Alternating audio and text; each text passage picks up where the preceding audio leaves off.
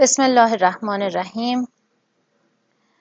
نفیسه ژیان هستم، دبیر ریاضی استان قم، مدرسه شاهد رضویان. درس امروزمون در مورد معرفی مجموع ها هست. قبل از اینکه درس رو شروع کنیم، مطالبی که شما قبلا سالهای گذشته در مورد مجموعه اعداد یاد گرفتید یادآوری کنیم. شما سالهای گذشته با چند تا از مجموعه اعداد آشنا شدید، از جمله مجموعه عددهای حسابی، مجموعه عددهای طبیعی، مجموعه عددهای صحیح. عددهای گویا رو هم قبلا یاد گرفتید. مجموعه عددهای حسابی، وقتی که به شما میگن مجموعه، حرف از مجموعه میاد، اولا که شما بخواید اون مجموعه رو نشون بدید، هر وقت دیدید میگن مجموعه، یعنی باید اون عددهاش رو اگر خواستید بنویسید باید داخل آکولاد بذارید. پس من وقتی میخوام مجموعه عددهای حسابی رو بنویسم حتما باید از آکولاد استفاده کنم.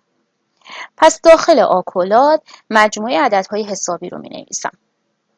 نگاه کنید بچه ها، از علامت کروشه، یعنی این علامت اگر توی مجموعه استفاده کنید غلطه، از علامت آکولاد باید استفاده کنید. خب مجموعه عددهای حسابی شامل چه عددهایی هستند؟ از صفر شروع میشه تا به سمت مثبت ها میره تا بی نهایت ادامه داره، یعنی 0 1 2 3 تا بی نهایت. پس ما داخل آکولاد می نویسیم 0 1 2 3. خب ما 3 4 تا عدد که نوشتیم، اقلا 3 تا عدد رو حتما باید بنویسید. 3 تا 4 تا عدد که نوشتید و میذارید 3 تا نقطه، یعنی این تا بی نهایت ادامه داره. یعنی توی این مجموعه 5 هست، هرچند که نوشته نشده، 6 هست، 7 هست، 8 هست، 9 هست، همینطور تا بی نهایت. هر عدد بزرگتر از 4 توی این مجموعه هستش. خب مجموعه عددها رو پس گفتیم وقتی میگن مجموعه با آکولاد نشون میدیم، داخل آکولادم عددهاشون رو مینویسیم، به ترتیب بنویسید، از کوچیک به بزرگ بنویسید، 0 1 2 3 4 5 6 تا بی نهایت هم اگر بخواید نشون بدید ادامه داره و 3 تا نقطه میذارید. هر مجموعه یک اسم داره. مجموعه عددهای حسابی رو معمولاً با W نشون میدن.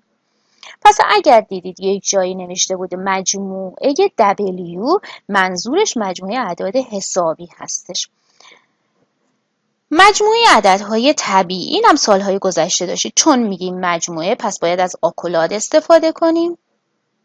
عددهای طبیعی شامل چه عددهایی هستن؟ 1 2 3 4 5 6 تا بی نهایت. خب چون تا بی نهایت ادامه داره و میذاریم 3 تا نقطه. عددهای طبیعی رو با حرف N نشون میدن.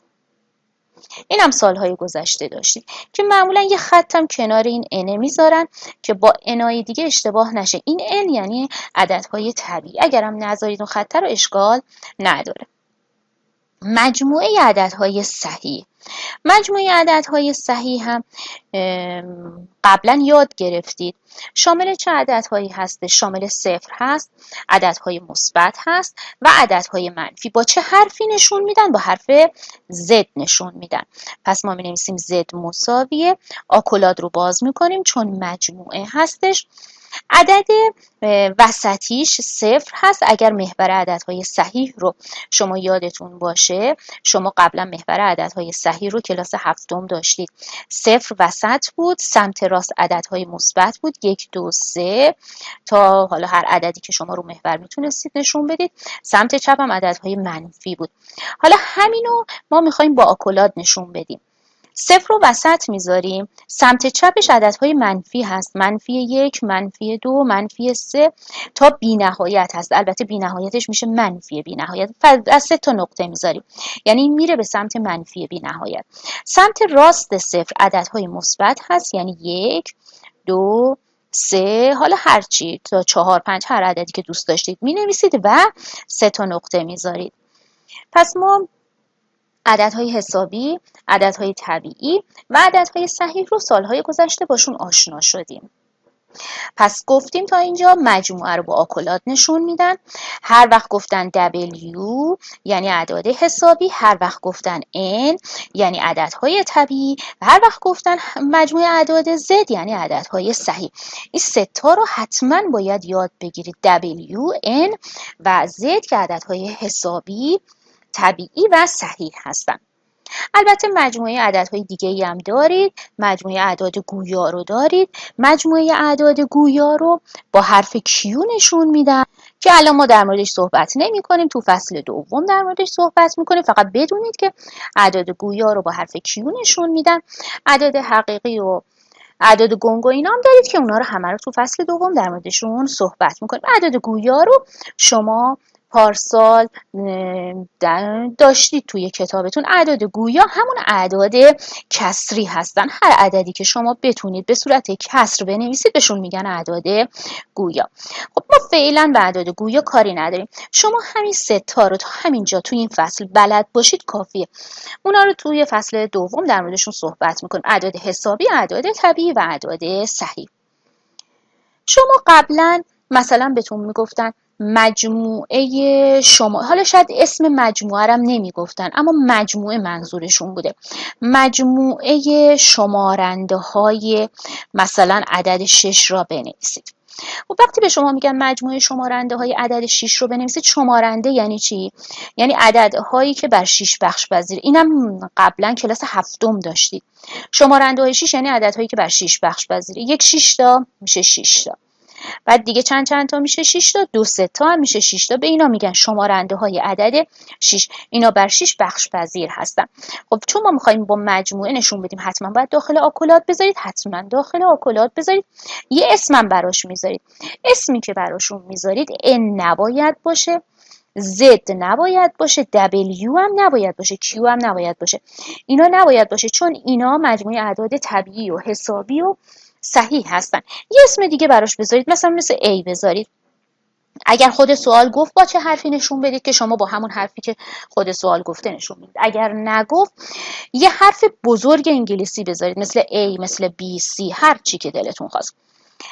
مجموعه شمارنده وقتی که میگن منظورشون مجموعه شمارنده های طبیعی یک عدد هست، یعنی فقط عددهای مثبتش رو بنویسید. چون -1 و -2 و -3 و -6 هم شمارنده های 6 هستن. اما هر وقت دیدید به شما میگن مجموعه شمارنده های یک عدد رو بنویسید، منظورشون عددهای طبیعی هست، یعنی فقط مثبت هاش رو بنویسید. ولی اگر یه موقع گفتن مجموعه شمارنده های صحیح 6 رو بنویسید، منفی های اینا رو هم بنویسید. مجموعه مضرب‌های همین عدد 6 رو می‌خوایم بنویسیم. مضرب یعنی چی؟ یعنی 6 رو بیاید ضرب در عددهای طبیعی بکنید، مضرب‌های 6 به دست میاد، به دست بنویسید. یه اسم براش میذاریم. گفتیم اسم حتما باید حرف بزرگ انگلیسی باشه، مثل B میذاریم. مجموعه رو با آکولات نشون میدن، پس داخل آکولات مضرب‌های 6 رو مینویسیم.